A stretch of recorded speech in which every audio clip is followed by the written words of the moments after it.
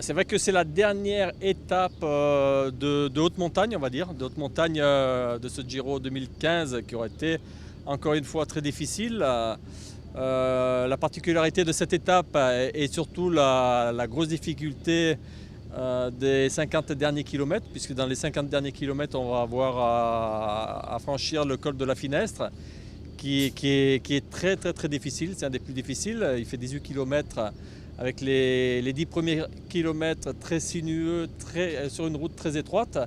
Et la particularité de ce col est que les 8 derniers sont sur de la terre battue. Donc aujourd'hui, heureusement, il fait beau, donc ça devrait aller. Et ensuite, une descente très technique qui va nous amener au pied de Sestrières, qui est en 3e catégorie, mais une route assez roulante, on va dire, assez roulante, qui prend du pourcentage au fil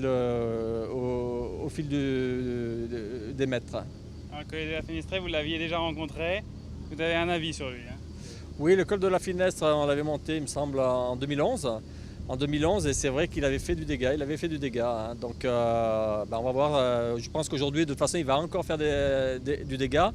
Pourquoi? Parce que c'est l'ultime grosse difficulté du Giro. Et pour le classement général final, il est évident que ceux qui auront des bonnes jambes, des bonnes sensations, vont essayer de tenter quelque chose dans ce col-là en tout cas. Pour vous, c'est même un col mythique du Giro, hein? Oui, il fait partie des cols mythiques. Dans la première partie, en 3 km 400, il y a 29 virages en épingle. Donc à mon avis, c'est un des cols où il y a le plus grand nombre de virages en épingle en si peu de temps. Et ensuite, il y a cette particularité du final qui est aussi tortueux, mais avec les 8 derniers kilomètres sur la terre battue.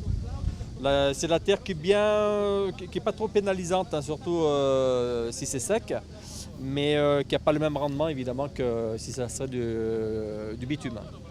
Un mot sur l'équipage G2R, on les a vus très actifs hier avec Carlos et Montaguti en échappée.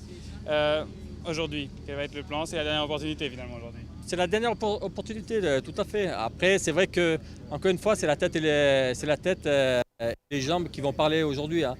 Nous, notre équipe AG2R mondiale a essayé de très nombreuses fois d'aller dans les échappées.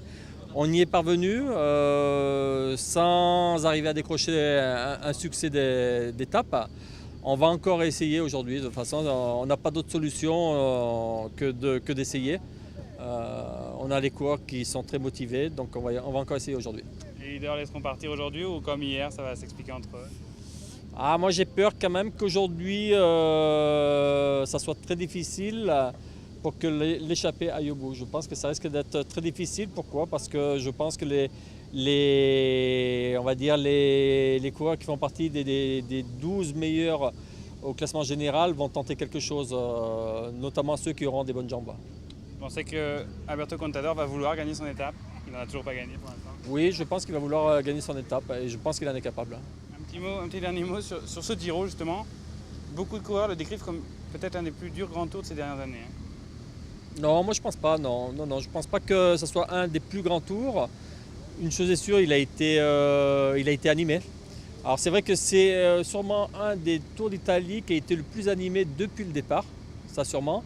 Le plus difficile, je pense pas, non, je pense pas. J'ai connu des tours d'Italie qui étaient beaucoup plus difficiles en termes de parcours.